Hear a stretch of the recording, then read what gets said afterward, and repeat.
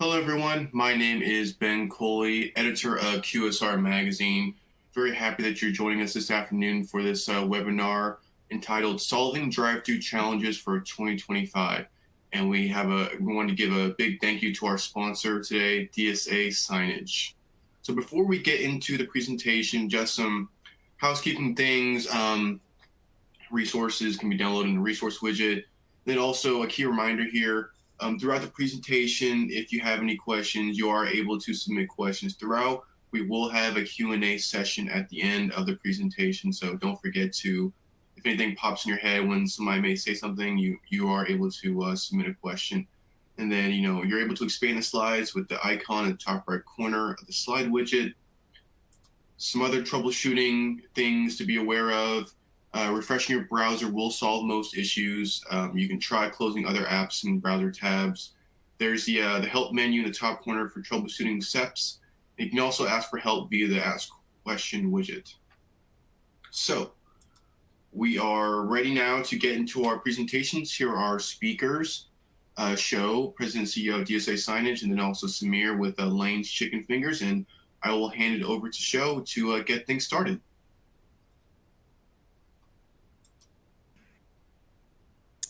Well, hello, everybody. Thanks, Ben. And thank you, Samir, for joining me on this session. You're welcome. Looking forward to it. Same here. So for the audience today, which I think is a mix of technology providers, operators, and essentially restaurant owners, people in the industry, what we were hoping to cover was what's the state of drive-thru today? What are some of the challenges that the operations teams are facing? Maybe talk about some of the solutions that are going to be available, and also how technology and some of the new norms are going to change the future of drive-thru. And the main reason I had asked Samir to join me on this, because I think hearing the voice of the operator and what the restaurant owners are dealing with day to day is going to be the most critical portion of it. Before we get started, we have a little poll that we'd like everybody to participate in. And this is based on some research that was done by the QSR Magazine. But we'd like to hear your thoughts before we get into the actual data. So Ben, if you and the team can activate the poll, it's, in your opinion or in your experience, what percentage of the drive-thru sales are, what percentage of your overall sales for your stores and your brand?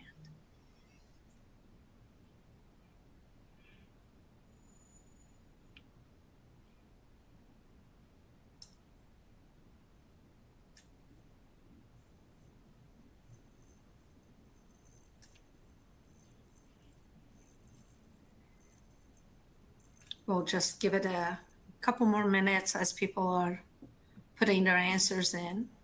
I'm curious to see what the final results is going to be.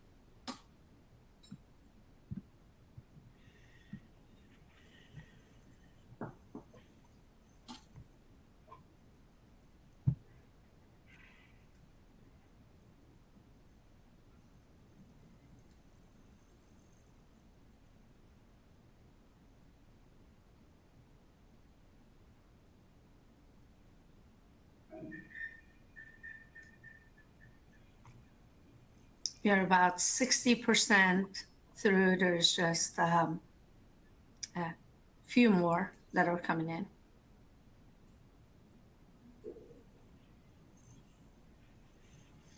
And for those of you who just joined, there is a poll. If you don't mind answering, what do you believe drive-thru sales are as a percentage of overall sales for a restaurant is the question.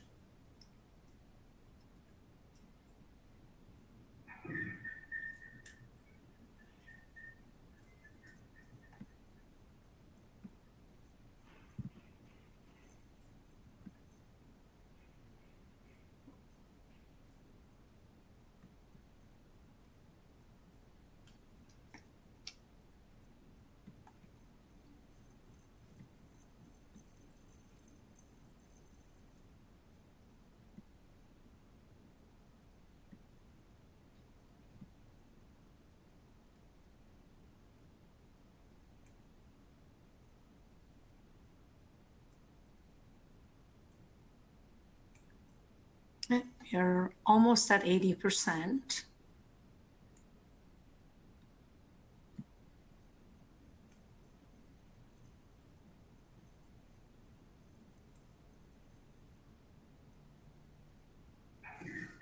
I think as we get new attendees joining, the percentage fluctuates up and down, but we'll maybe give it another minute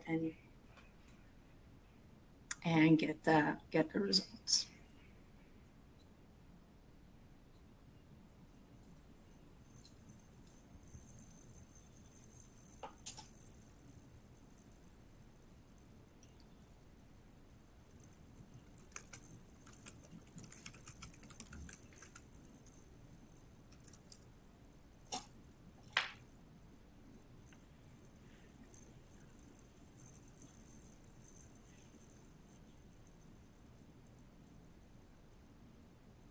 All right, I think we can go ahead and close the poll and see what the results are.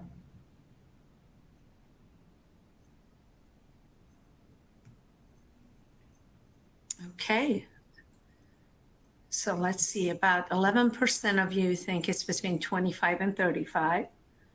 A little less than 20% think it's between 35 and 55. About close to 40% believe it's between 55 and 65. And about a third, 33.3 exactly, believe that is 75%. Well, there's a caveat here. It depends on the brand and the product that you're selling. But if you look at the QSR industry as an aggregate, the results are actually 75%. Granted, when you look at a coffee brand where people are frequenting every day, sometimes multiple times a day, they might be in the 90%. So when you average it out with some of the brands are mostly younger generation that may want to use third party, they go towards the lower. So there's no wrong answers here. But when you look at the industry as a whole at an aggregate level, about 75% of the overall sales in QSR are generated through drive-thru. So it is significant enough to warrant a conversation, and that's why we're here. Any surprises? No. I know, Samir, you and I talked about this. Yeah, no surprises at all. I mean, even with our brand, like we discussed, we've been over 70% until the last probably about 6 to 8 months. We saw a trend where we've seen a lot more people are dining in versus drive-through.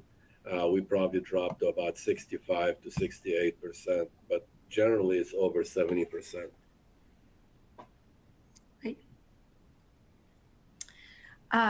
So now that we know the drive-through is actually a critical piece of the QSR and fast casual industry, we want to go ahead and focus on a few topics. One of them being, I think most would agree, the most important part of the business when it comes to drive-through. It's the service time and how critical it is for customer retention as well as overall customer satisfaction and quality of food. So, Samir, you guys have almost nearly in every location you have drive-through now. Yes. How is drive time for you guys? The average in the industry is a little over 4 minutes and 20 seconds. Yeah, at Layne's, our average drive-through time right now is under 4 minutes, and that's been always our goal. The key to speed is very important, but you cannot forget the aspect of everything drive-through. Is people come to drive-through for speed, but they also they want to have the same quality and they want to have accuracy. The speed is not the only factor, so it goes back to training everybody and make sure that you hold your standards on everything, not just speed.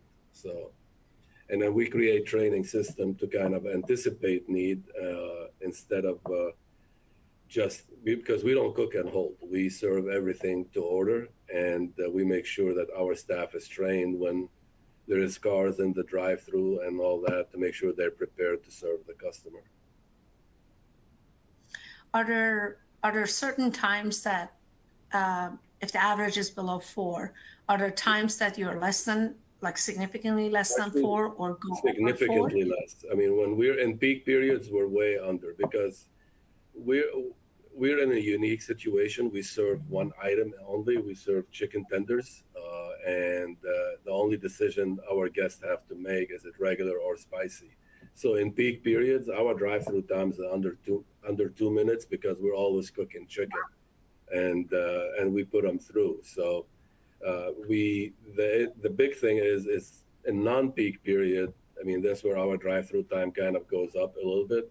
But to me personally, is time is a perception. Uh, if it's taken long, make sure you're talking. We train our staff to talk to the customer and let them know that what's happening, so they don't feel like they're waiting in no man's land and nobody's talking to them. If you look at other concepts, the darling of the industry, I mean, they have put checkpoints so the customer doesn't feel they're waiting too long. They're in touch with somebody, whether it could be a preview menu board or it could be somebody standing there talking to the customer. But at the end of the day, drive-through, it's about everything. It's about speed, convenience, and quality and accuracy. You cannot sacrifice your quality to be fast. You cannot sacrifice your accuracy to be fast. There is nothing worse going through a drive-through, ordering something. By the time you get home, something is missing or it's the wrong order. There is no how you're going to make it up. So, and you lose the customer. So everything has to work together, while keeping in mind time is very important. And I think this is becoming more and more critical as the consumer behavior is shifting. I think COVID had a major impact where convenience became more of a priority than price for a lot of people. Mm-hmm. And with the convenience goes the speed.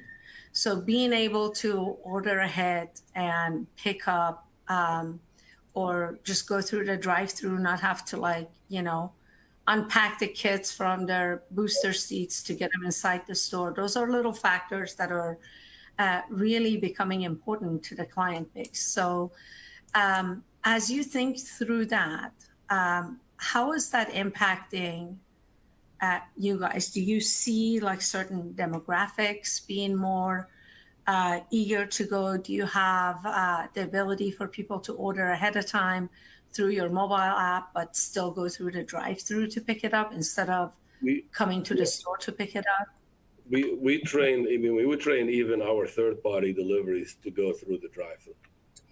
If somebody orders on a third-party delivery platform, we train the drivers to go through the drive-through, because then it'll become convenient for them and for the customer that's ordering. There is no wait in line, because if our ticket time is under 4 minutes, they just go like, hey, I'm so-and-so picking up for so-and-so from X company, and there'll be another customer in the drive-through.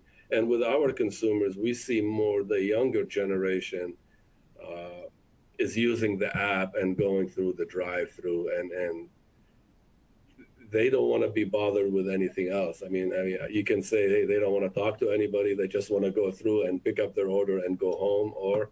Or it could be, hey, the convenience of it. I have other things I'm doing. I just want to go through and pick it up.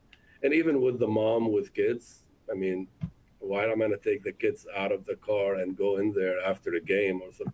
We're going through and ordering through the drive-through, and we're seeing more and more people ordering through our app and pick up drive-through. They don't want to get in. So. Great. And as you think through that, do you think it's changing your strategy when it comes to store design and what the next generation of restaurants are going to look like versus historically what they look like 5 years ago, 10 years ago? Again, we're kind of a new brand. We're an old brand, but we're a new company. We designed the prototype in the last couple of years, and we launched it now. We have a few of them open. When we designed the restaurant, we designed it understanding that our drive-through business is over 65%. So that's number one. And we designed it with the thinking that, okay, speed is very important, but with it comes everything else. So we designed it in a way where the employees that are working those stations are not traveling anywhere to get anything. Everything is right there for them to assemble an order or to serve an order. And I use the analogy of basketball is I want people to pivot, because if they walk, that means they're traveling, and that's a penalty. So we've taken that strategy and making sure that everything is right there. If they are ready for a shift, everything should be right there. They shouldn't leave that station. And then that adds to the speed, because we're talking seconds. If it takes me 15 seconds to grab something to serve a product, I lost that 15 seconds. Yep.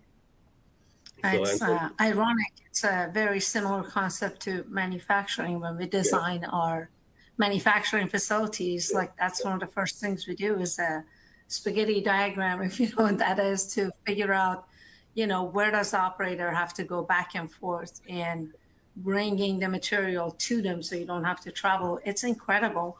We did a move about a couple of years ago, and the new layout that had all of that in mind, instead of the last facility where things had been bolted on over the years, we saw a 5-point increase on our gross margin from just reducing the by walking. redesigning our restaurants, we saw a drop in labor. We didn't need that. We didn't need that many people to operate the same job, because everything is there. And always think of the employees that are working for you. It's funny, here we talk about our team here at Layne's, and we have them.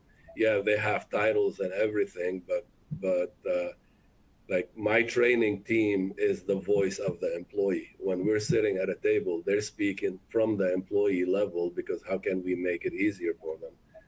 And my ops team is the voice of the franchisee. They're speaking on behalf of the franchisee. And if they don't do that, then we're failing as a franchisor. So, and that helps us make decision when we're sitting in an office or as an executive team about everything. Whether it's rolling out a new product or rolling out a new SOP. I mean, it makes us more efficient as a brand, and it's all about that. And at the end of the day, the drive-through is an essential part of our business. So we will not approve a site that doesn't have a drive-through if everybody else has a drive-through. If you have to be on an even playing field with your competitors or other drive-through or other QSR brands, and I can approve somebody in line where every Chick-fil-A, McDonald's, Taco Bell have a drive-through. We will not approve that, because you lose a stream of revenue, and you are at a competitive disadvantage if you don't have it. Makes perfect sense. And one of the things that we've observed over the past few years, historically, you have a concept of like who has a drive-through. Mm-hmm. It's mostly people who fall under the QSR, or as of recent, some of the fast casual brands fall under that category. And then you have, your coffee chains, some banks. But it's like an image that's been burned into our brains. But since COVID, one of the things we noticed was at first it was a necessity. In order for people to survive, since they had no dine-in option, they had to add it. So they were modifying their stores or adding a lane, but it became a thing where they saw the benefits of it. And every new store they opened, even if they never had a drive-through, they started adding drive-through. We are now selling drive-through to cannabis companies, believe it or not, liquor. Like people actually go pick up liquor through a drive-through, and pharmacies. There's a lot more industries entering. But the one that surprised me the most was some of the iconic brands that have traditionally been dine-in. Like when you think of maybe Perkins. Perkins is somewhere you went as a family, but they're now talking about opening smaller footprint stores with a drive-through, maybe a limited menu. You have Panera Bread thinking of expanding the drive-through, something that you don't traditionally think of picking that up. Chipotle, because they make it as you go in, they still don't have a full-on drive-through, but they call it Chipotle Layne, where it's you have to order ahead of time, but you can do a pickup. So they still have a pickup drive-through where you don't do the ordering there, but you go and pick it up. And as of last year, the strategy for them was that 80% of all the new store openings are going to offer that feature. So it's becoming a much bigger part of the food industry than it was 5 or 6 years ago. I mean, I don't know if COVID did this or anything. I mean, if anything, COVID taught us, and I don't ever use the word pivot. I think COVID taught us to be more adaptable. And I think the industry is becoming more adaptable based on the need of the customer. The convenience aspect of a drive-through or a pickup window or a pickup lane has been proven that it is a necessity. It is a necessity for anybody that's out there. And how can you execute it? That's what people have to think about.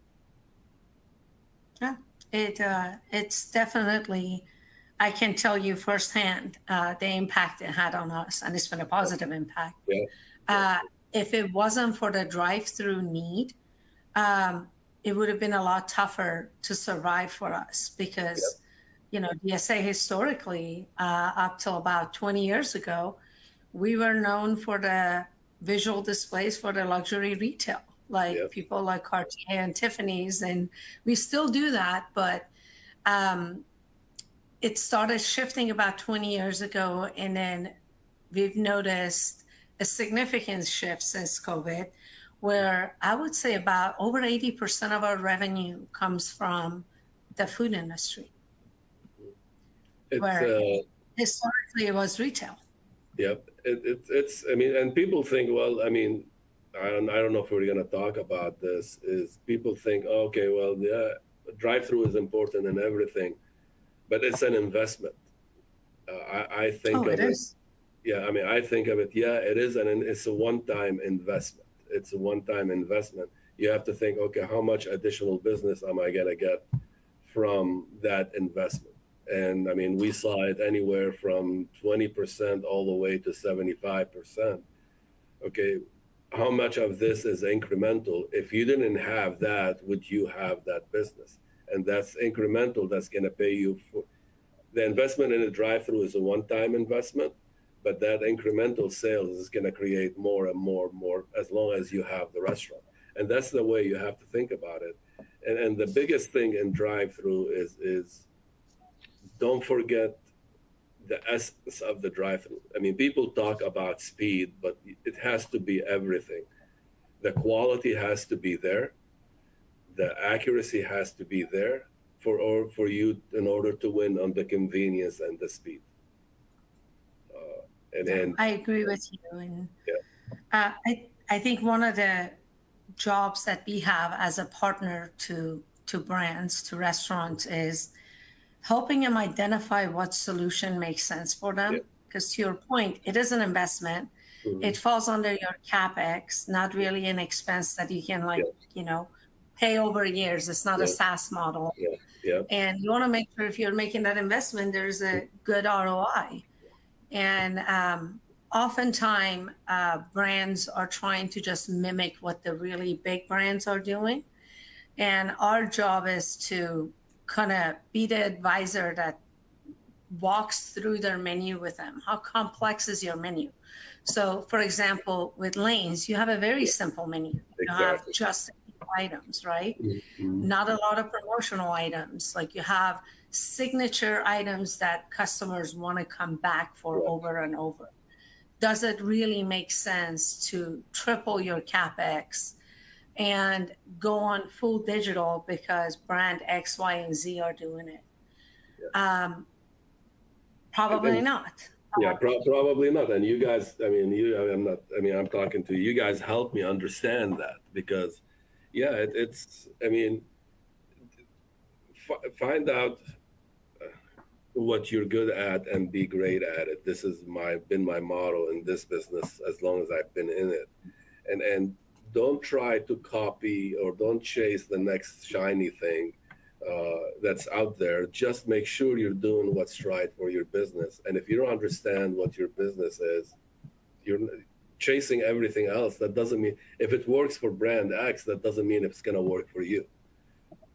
I mean, understand what you're trying to accomplish with the drive-through, understand what your goals are, and work out your numbers and execute on those, and then stay true to it. 1 day, 2 days, 1 week, 2 weeks is not going to give you the results. Make sure that you're putting the effort into it and give it time to gain some traction. And I think the other thing I would mention is whoever you partner with, make sure you future-proof. Yep. Because what works for you today may not be what works for you in 2 years or 5 years. And going back to how unique every brand is, if you happen to be a brand that offers a lot of seasonal items, a lot of specials, or you have a really, really complex menu that you can't just jam everything into small text and show it. Yeah. Or if you're a brand that the pricing is kind of flexible and it goes up and down a lot, mostly up, not often comes down. I would say perhaps a digital solution is the right solution for you, because at the end of the day, you have some younger folks working at the stores, and you got to rely on them to make sure, your printed menu in your drive-through is actually matching what the POS is charging the client. Somebody ordering a chicken sandwich for $8.99 and they get their bill and it's $10.99, right? Yep. It leaves a bad taste in the customer's mouth. And if digital is the route to go for your brand, be very picky about what you pick. We know that outdoor rated monitors are expensive. Yep. We know that. But if you're a brand that needs it, pick a good one. If you're going to save money somewhere, don't do it on your digital items, because you will pay for it in the long run. Yeah, I mean, I'll take it even further. Don't save money on anything that faces the customer. Absolutely. Because at the end of the day, I mean, if you're spending that money on a drive-through, remember, I mean, you might have a great culture for a customer that walks in the door. Mm-hmm. How can you transfer that from the same thing into a drive-through where you have what we said, 4 minutes to show the customer who you are? So don't go on the cheap. Just do what's right, because that's what the customer is judging you on. Absolutely. And think about the downtime, because with technology, you got to think about the downtime that could potentially come with it. At least at DSA, we primarily sell just Samsung monitors. That's the brand that we trust the most. But even with that, I will not sell an outdoor rated monitor without the white glove warranty, because if a monitor goes down for whatever reason, whether somebody took a baseball bat because teenagers want to do crazy things at night, or somebody ran into it, for whatever reason, when that goes down, and if 70% of your revenue is coming through that drive-through, you don't want to be having kids standing out there with an iPad in Wisconsin in the snow and, -5 Celsius or -5 Fahrenheit weather. With the white glove warranty, I know it's a few $100s more, but you have somebody there within 24 hours. They come in, they take care of it, you're up and running. If you don't make those small investments that may seem like a little thing, spending another $500-700 might be a lot when you're looking at a purchase that's anywhere from like $20,000 to $60,000, depending on how many lanes you have and how many bells and whistles you're adding to your drive-through. spending another couple $100 or a couple $1,000 is nothing if it's going to save you like 5 days of your drive-through being closed, in a few months. Any of you who already have drive-throughs, you know about the box trucks that come and deliver food. They hit the roof of a canopy and they take your drive-through down. The armored trucks that come and pick up your cash, they often go around the drive-through, they hit something. Invest in like having a bollard or two that can protect the big investment. There are little things that, especially as a franchisee, when you're opening a store, you have a full plate. There is 5,000 things happening at the same time, and you're dealing with like 30 different vendors. Make sure you select partners that can do half the work for you and advise you on this is what you need and explain to you why you need it. But don't cut corners, I guess, is the overall message when it comes to that. Don't, and that goes in anything supply chain in the restaurant industry. And I'm sure that's same for you, Sho, because you buy from other people. Don't chase the deal, chase the relationship that you have with your partner. Are they going to be there for you when things are bad? Absolutely. And are they going to be there for you when something breaks it's because we make a lot of mistakes in my world that, okay, we're chasing the deal. I can get this product cheaper, but think of it, okay, what's going to happen 5 years from today? What's going to happen next year? It's like buying a car. You buy a car, okay, this car is going to last me 2 years or it's going to last me 10 years if I maintain it the right way. Same thing with everything. Same thing with the drive-through equipment. I mean, is somebody going to be there for me when something is bad? And that happens when you build a relationship and you don't go around shopping every restaurant you have. I'm chasing the best price. I mean, for the guys that are on the call, there are restaurant guys. You can buy a refrigerator for $1,000 and you can buy a refrigerator for $7,000. What's the difference? So find what's right for you, but the most important, find the company that's going to be there for you when things are not right. Absolutely. And they're going to come through when things go wrong, because it is guaranteed that something is going to go wrong at some point. If it's perfect, they don't need it. Yeah, exactly. They can deliver when they say they're going to deliver. Yeah, I mean, if it's perfect, none of us will have a job. It's perfect.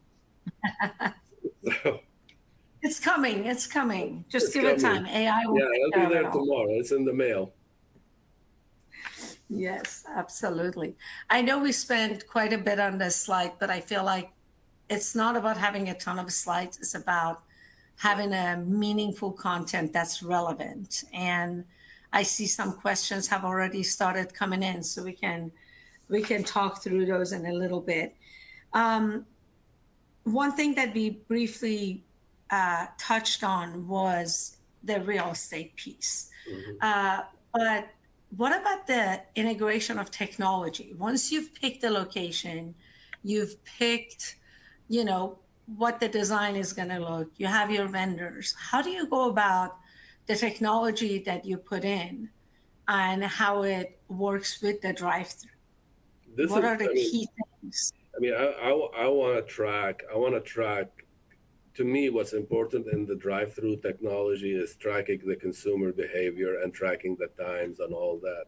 The scariest thing about technology for me is if I pick something, by the time I roll it out, is it there, or has it become obsolete already? And somebody in my position, I mean, we are 26 restaurant brand, and I look at what the other guys are doing as far as technology. I mean, I look at Chick-fil-A. I mean, yeah, they're using technology, but they're using the human factor more than technology. They created a drive-through experience, which is second to none, because they have touch points. They have somebody standing there talking to you uh, and understanding what the customer needs and then answering questions right there. So how can I mimic that even though I can't afford it? And I mean, technology is a necessity, but find the right piece that works for you. And I mean, we hear a lot of things about AI and to save labor and all that. Okay, well, how many people have done it, and is it working? I mean, I can tell stories. We talked about one me and you show the other day. People are going away from it. I mean, why if you're trying to drive through and yeah, you want to save labor, but you're selling an experience at the same time in the drive-through, and you're using AI, you lost that. You became more of a robotic and all that. How can you compete? I mean, I know a lot of companies are doing it, and a lot of companies swear by it. But to me personally, I can find other labor efficiencies somewhere else, not from the customer. I don't want the customer to pay for my service by using an AI. And it's, I mean, and technology is changing every day. I mean, every day there is something new. So, and I want to touch on the real estate. I want to touch on the real estate a little bit. Sure. I mean, yeah, we're talking about drive-through and everything, and we got to keep in mind a lot of jurisdictions are not allowing drive-through anymore. So you got to find the right spot. You got to find the right place, because all of us are looking for drive-throughs, and it creates traffic nightmare for the shopping center or for the town and all that. So you gotta be very, very diligent and stay true to it, and to pick the right real estate. Yeah, that's a challenge on its own. But one thing I've noticed, most brands are actually, if they didn't have it originally, they're adding a dedicated headcount to be the head of real estate. Somebody's job is literally to go look for real estate. Yeah, we did. For a brand our size, we have a development team that have real estate people and construction team. We did, because it's very important that somebody that understands how to do it and how to figure it out, because real estate is art and science, and not one of them is going to work. The two have to meet together. The science will tell you if that's a good site, and the art will tell you by being on the ground that is it really a good site. You could be off by one block. So, and that's why we made the investment as a brand to include add a new development team that includes real estate and construction. Oh, that's good. And just briefly touching on that technology piece, I think another thing that's worth mentioning is, to your point, technology comes and goes. You can't plan for 20 years from now, but plan for something that at least works 2 to 5 years. And knowing that if you are a growing brand, there is a good chance you have to migrate at some point to something else. So one of the advice that I would have is, as you partner with technology brands, whether it's a voice AI, whether it's just, your content provider, whatever that piece of technology is this the type of company that's constantly looking to evolve? Are they the type that are not content with what they're offering us today? Because there's a good chance they will evolve as the technology evolves, and they can just upgrade you and work through it, where you don't have to do a full-on integration of a brand new system. In a franchise model, it's very challenging to convince every franchisee to go on and change their POS. By changing the POS, the new POS may not work with whoever is doing your content. So those are things to keep in mind.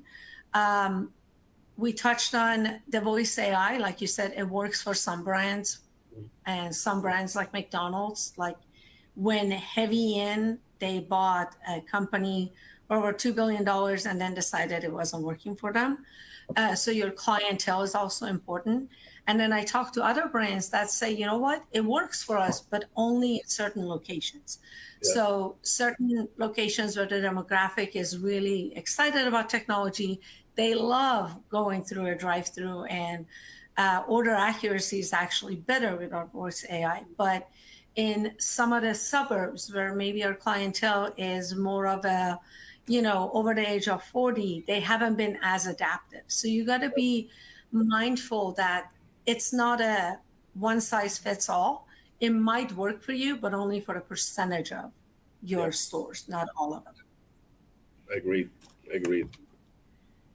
And I know we are kind of tight on time, but I wanted you to tell me your thoughts about the loyalty program and how you're linking that to your drive-through model. Like, since all your stores are drive-through, how is the loyalty program working with that? Well, the loyalty app, we use it.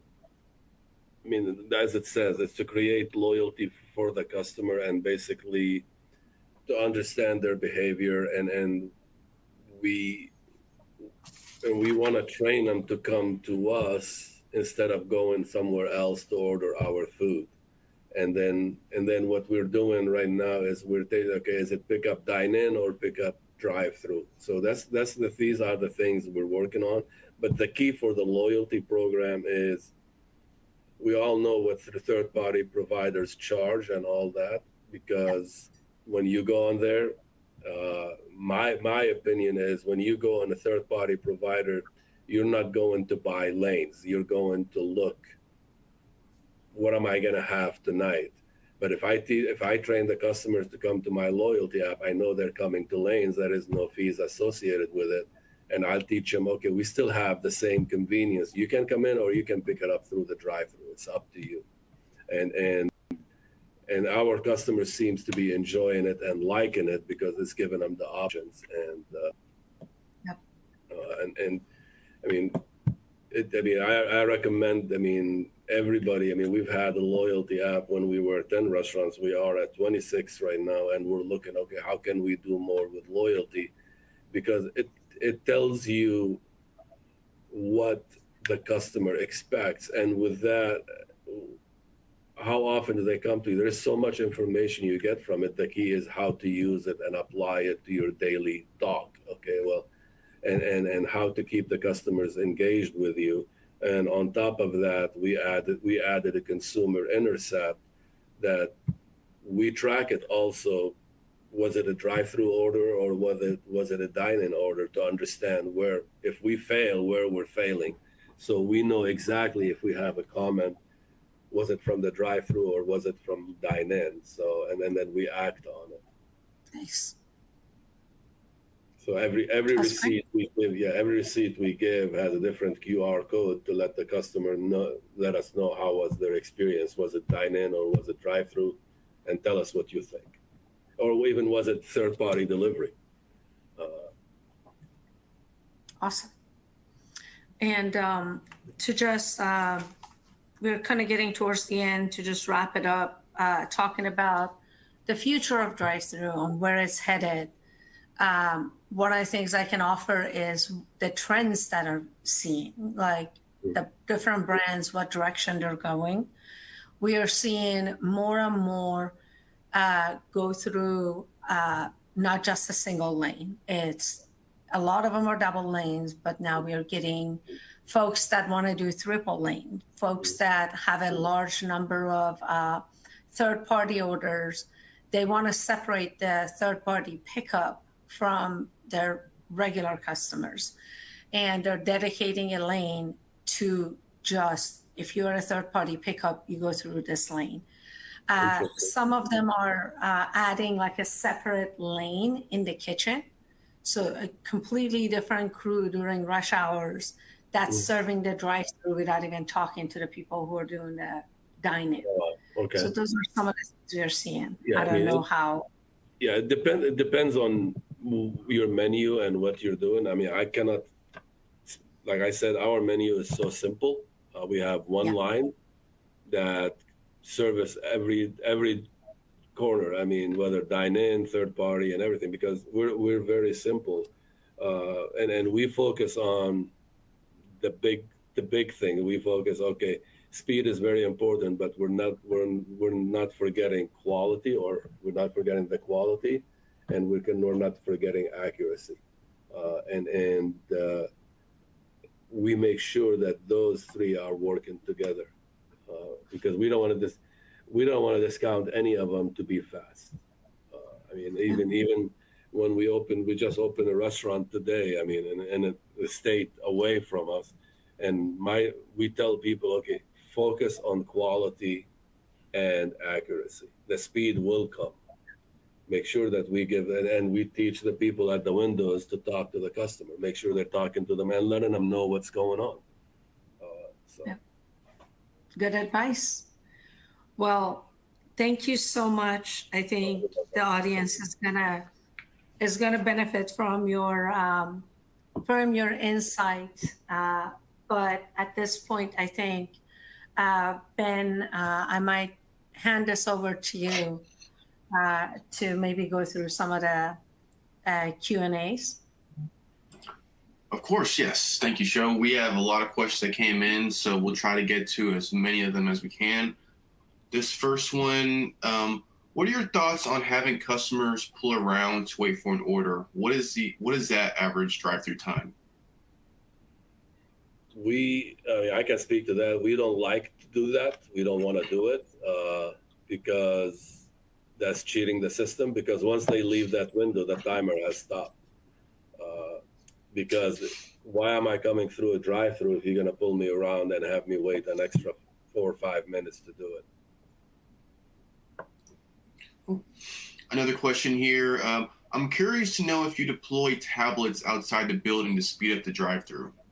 We started doing that in some of the openings where it got crazy, and we have it now in our opening kit to have an extra tablet. So we call it line busting, because what we noticed in our system is the wait was on the menu board because we are a new restaurant versus at the pickup window because the food is ready.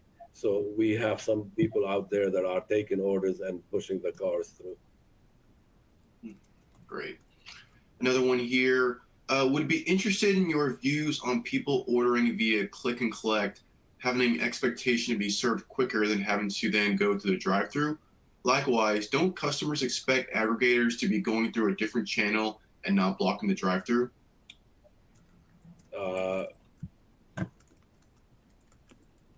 To me, it's. I mean, again, I'm speaking for Layne's. We know our drive-through time is 4 minutes, whether it's coming through the drive-through or dine-in, but we try to apply it for the convenience. Cool. Awesome. This next one here. Generally speaking, does your drive-through POS go to the same kitchen fulfillment queue as the in-store customers, or are they separate teams in back of house? Either way, how does the system optimize these different order sources? Our drive-through orders go to a different KDS, so they are identified whether it's dine-in or drive-through. But it's the same line, it's the same kitchen, same line, the same employees are doing it. Cool. Here's an interesting one. What is the smallest site footprint that can work for a drive-through? That's a great question. We have a prototype for 1,000 square feet, which is a drive-through only. And we have a restaurant that's open right now that's a drive-through only, that's 1,100 square feet. But we have a patio attached to it, so. Gotcha. Cool. Here's another one. Why would you think there's still companies using in-person services for drive-through instead of the menu board / speaker?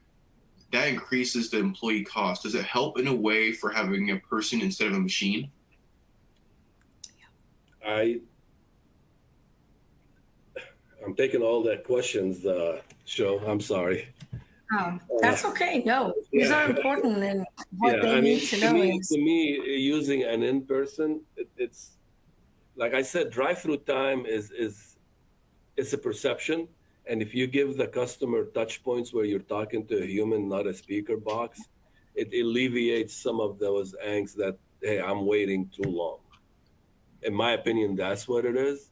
And I mean, but I mean, we don't have, I mean, we only have the people standing with an iPad during openings, but the rest of the times we don't use it. We just use our speaker box.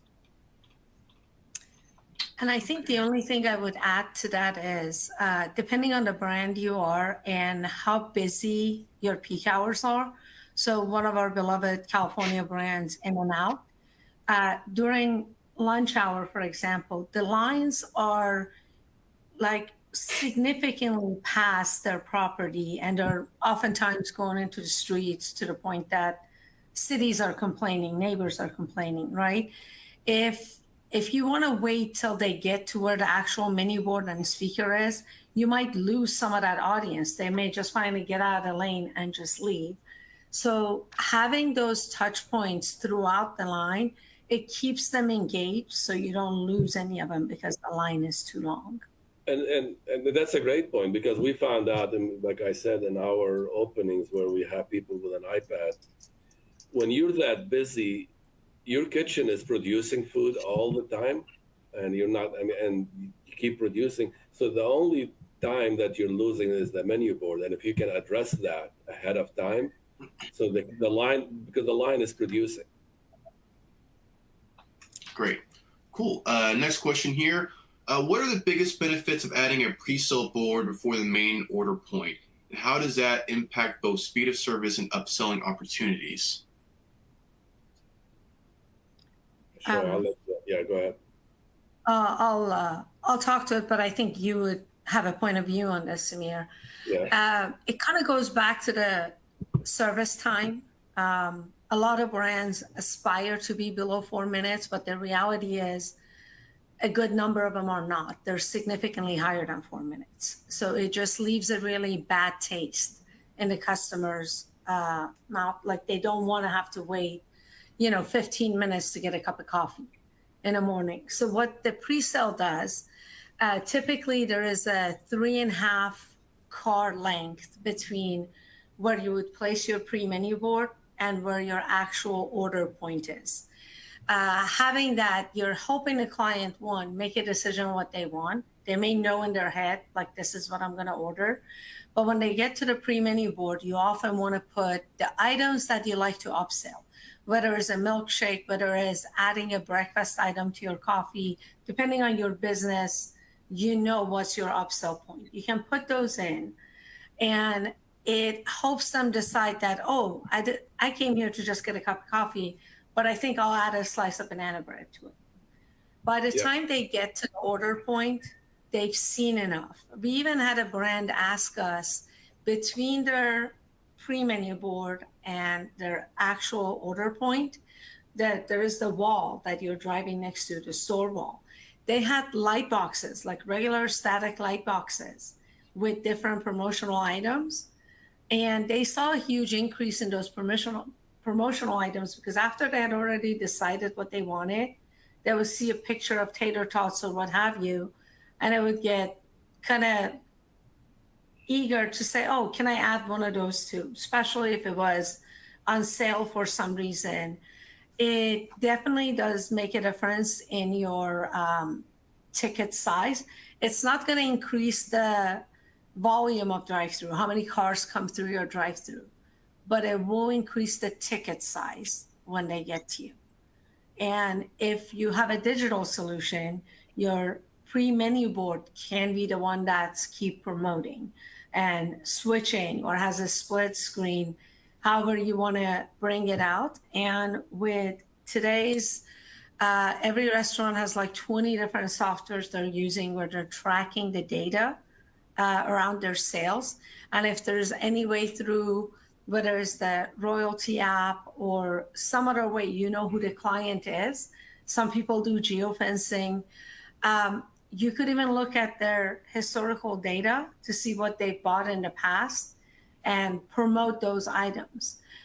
So this is a little bit higher tech, where some of the established brands that have a lot of money, they're like experimenting with it.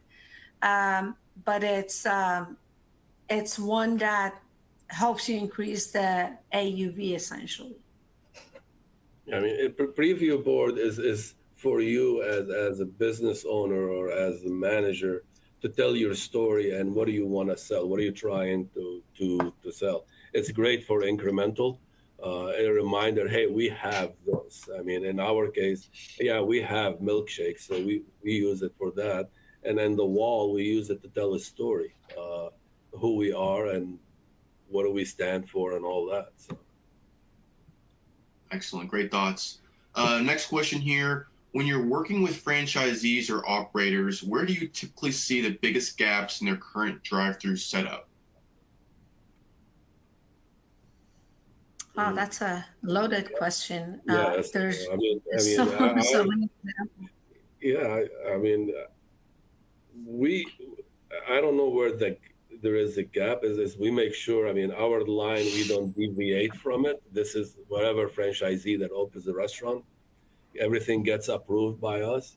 And we track all franchisees. Actually, as a matter of fact, in our office, there is a big screen TV that's tracking drive-through times in all the restaurants.